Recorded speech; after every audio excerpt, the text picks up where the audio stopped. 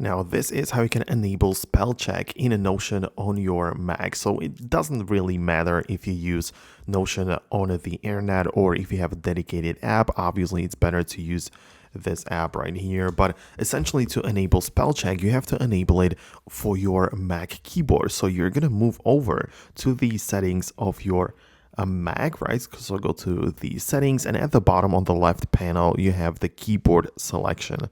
So obviously you can set up everything in here for dictation and some keyboard appearances and stuff.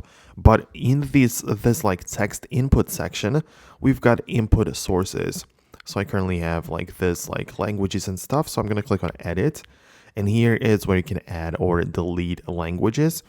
But when it comes to all input sources, you can see that we've got a spelling right here. So you can see that we can check this or set it up the proper way.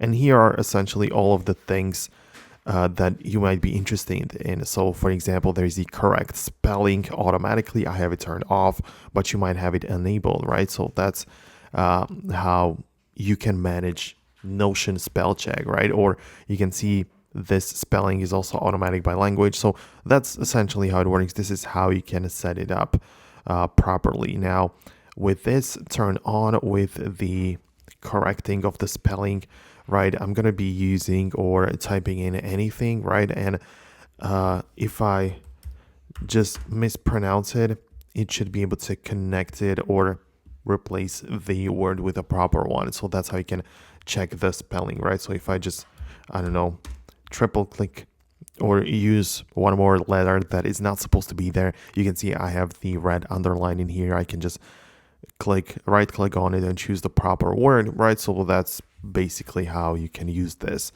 So that's it. Hope you found this video helpful. Let me know down below in the comments if there's anything else you'd like to know. But for now, that's going to be about it. Hit the like button. Make sure you are part of this channel by clicking in the subscribe button below, and I'll see you in the next video.